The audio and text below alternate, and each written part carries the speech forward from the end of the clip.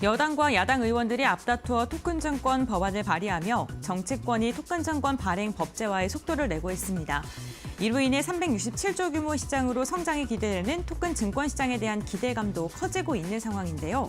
은행권 역시나 관련 사업에 적극 나서고 있는 가운데 12월 토큰 증권 시장을 봐야 될 때일까요? 지금부터 알아보시죠.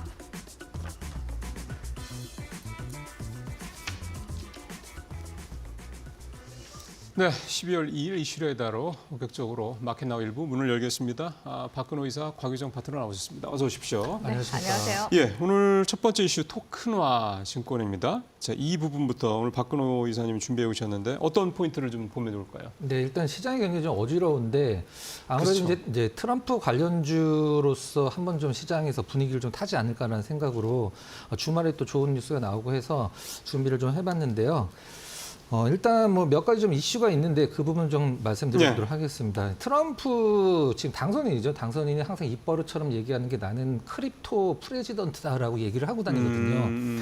이런 분은 이제 자산의 디지털화를 굉장히 좀 좋아하는 분인 것 같은데 트럼프 당선인이 최근에 이제 언론에서 이런 얘기를 했었죠. 토큰화를 통해서 미국 금융시장의 혁신을 추진하는 전망이다라고 얘기를 했는데 제가 봤을 때는 이 두 가지를 좀 약간 염두에 둔 게 아닌가라는 생각을 좀 하고 있습니다. 지금 미국의 이제 그 토큰이라는 걸 잠깐 간단히 설명드리면 네. 우리가 이제 STO라고 부르긴 합니다만은 그렇죠. 기존에 이제 자산을 좀 나눠서 이제 파는 거라고 이제 쉽게 생각을 하시면 될 것 같은데 지금 미국 첫 번째 미국에서 이제 두 가지를 염두에 둔다라고 말씀을 드렸었는데 첫 번째는 지금 미국 채권의 어떤 발행과 관련돼서 예전만큼 수요가 이렇게 크지를 않으니까 미국 채권을 이 토큰을 적용을 시켜서 좀 나눠서 팔겠다.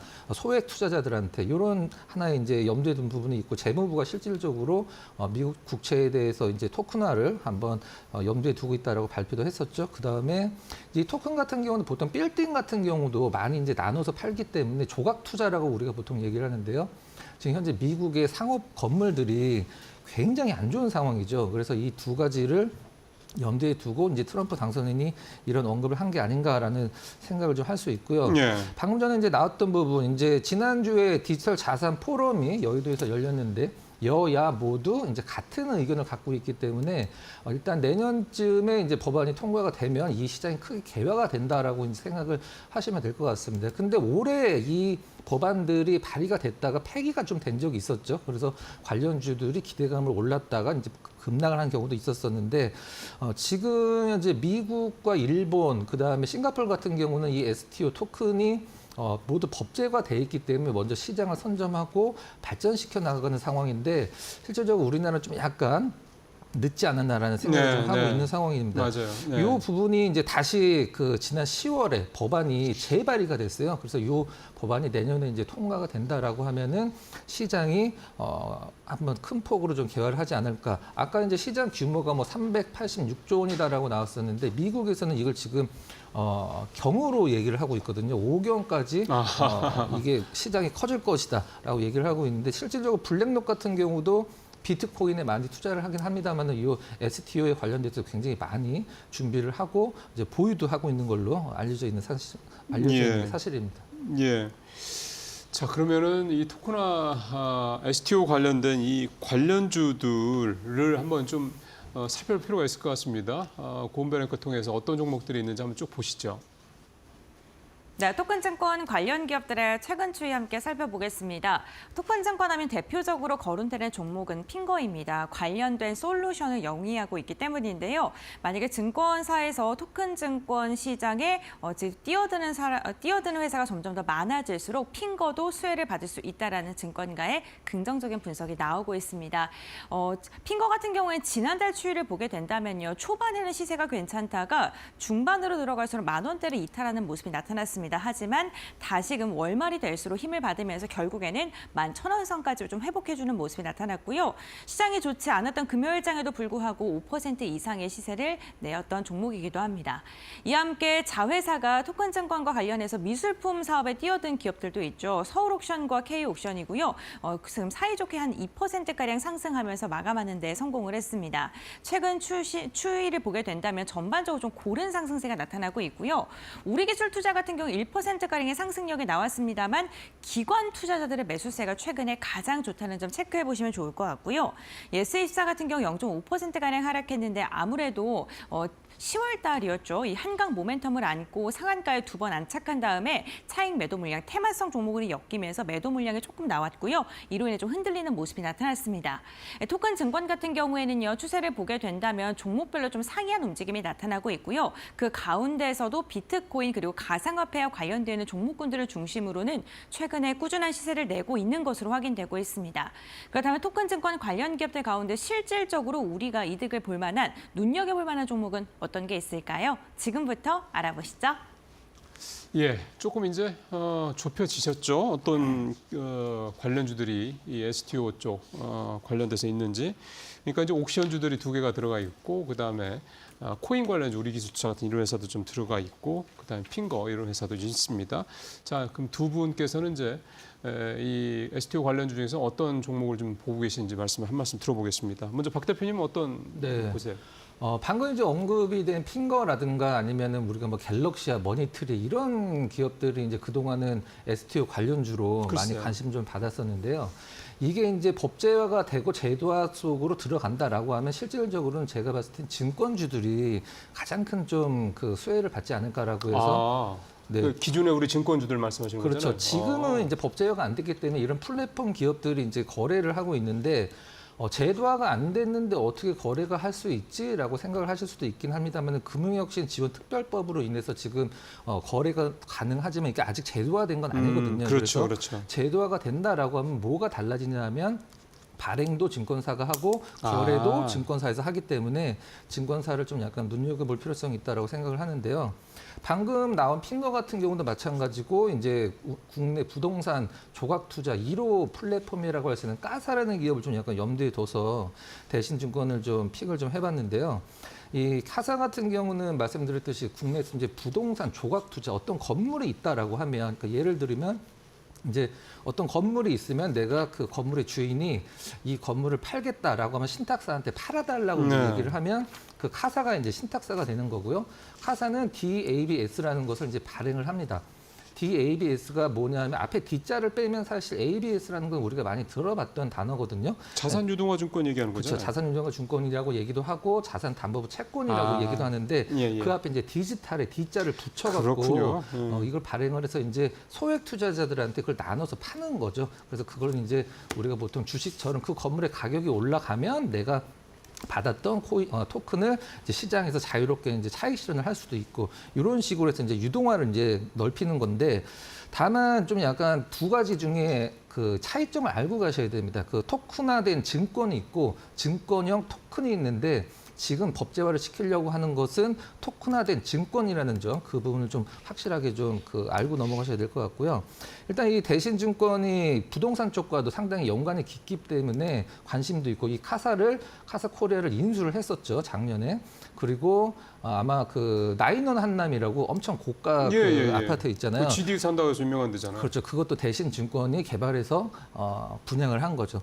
그 대신증권 시행을 했다 이거죠. 네, 그래서 한 4,500억 정도를 수익을 냈다라고 이제 밝혀져 있는데 이런 분들이 이제 앞으로 대신증권뿐만 아니라 지금 여러 가지 증권사들이 이 플랫폼들을 서로 앞다퉈서 인수를 하려고 하고 있고 이미 기보유한 증권사들 상당히 좀 많이 있죠. 이제 내년에 제도화되는 것을 미리 염두에 두고 발빠르게 좀 대처를 한다라고 보시면 될 것 같은데 또 한 가지 지금 저희가 이제 이름만 대면 알만한 증권사를 봤을 때 대신증권은 지금 종투사가 아니거든요. 그래서 대신증권이 종투사를 하기 위해서 지금 금융위에 신청서를 제출을 했는데 증투사를 하려면 어떤 자격 조건이 있어야 되고 어떤 게 좋아지나라고 잠깐 설명을 드리면 일단 그 자본금이 2조, 지금 현재 대신증권이 2조 정도였었는데 3조 원의 자본금을 마련하기 위해서 굉장히 좀 약간 상환 우선주도 발행을 해서 이제 3조 원의 어떤 자격을 보유를 했죠. 그 신청할 수 있는.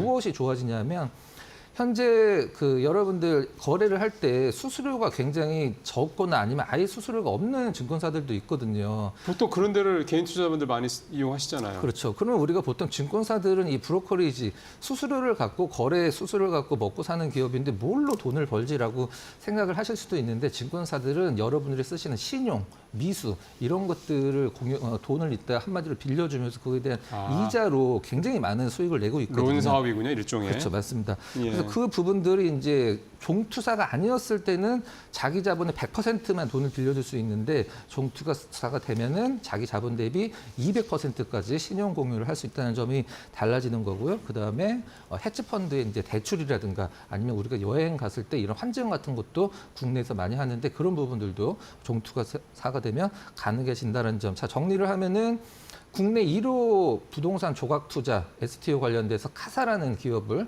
스타트업을 인수를 했다는 점, 그 다음에 내년에 종투사가 된다라고 하면은 대신증권을 보는 시장의 눈높이가 많이 좀 달라질 수 있다는 점. 그래서 대신증권도 한번 이 증권주 중에서 눈여겨볼 만하다라고 해서 한번 골라봤습니다. 예, 지금 말씀하신 건 결국 왜 갑자기 증권사야라고 생각하실 만한 부분에 있어서는 이게 제도권에 진입을 하게 되면 누군가가 발행도 하고 누군가가 거래도 이제 해줘야 되는데 그거를 증권사하기 때문에 이 STO 증권과 관련돼서 제도화가 됐을 때 가장 큰 수혜주가 이제 증권주가 될 것이다. 그 중에서 이제 우리 박 기자님은 대신증권을 얘기를 했고, 자.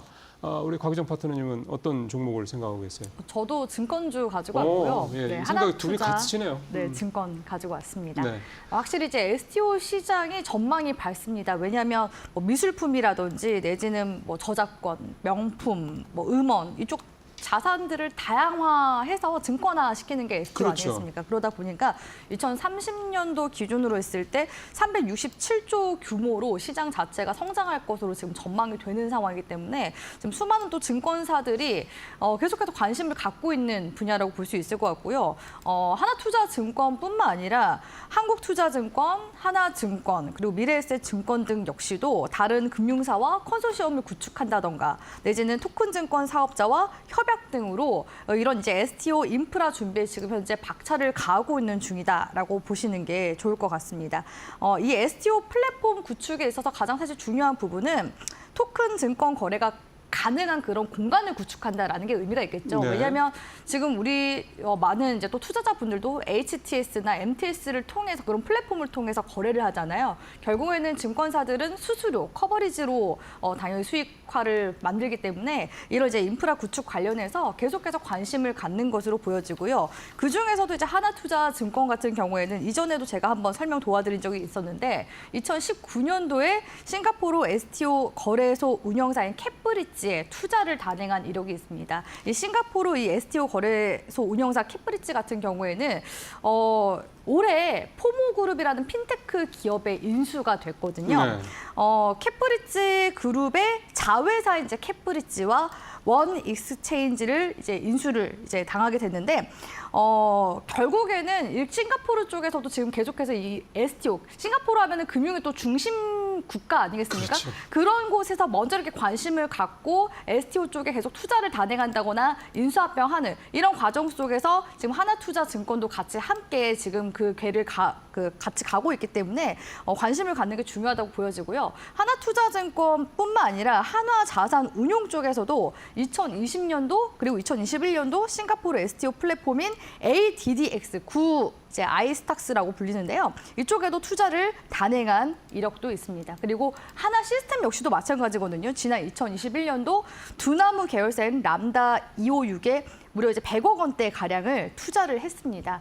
이처럼 이제 하나투자증권이 기존에 이제 두나무 쪽에 투자를 해서 비트코인 관련주로도 알려져 있지만 지금 이제 STO 쪽으로도 계속해서 투자를 단행한 이런 이력들이 시장에서 부각이 되고 있기 때문에 테마성 움직임도 같이 보이는 그런 종목이라고 볼 수 있을 것 같고요. 실제로 이제 하나투자증권 이제 주가 움직임 보시면 최근 변동성이 굉장히 좀 크게 나타나고 있는 중이기도 합니다.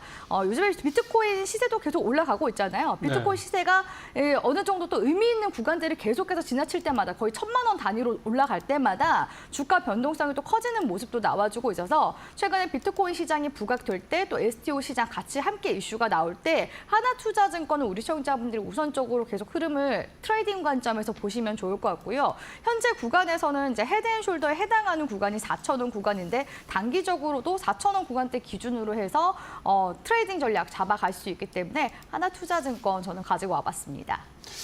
그러게요. 하나투자증권은 또 그동안에 비트코인 관련주로 해서 우리 박 파트너님도 한번 말씀하신 적도 있고 그래서 뭐 따지고 보면 이제 효재가 두 가지가 있는 재료가 두 가지가 있는 그런 내용이 증권 회사가 되기도 하겠습니다.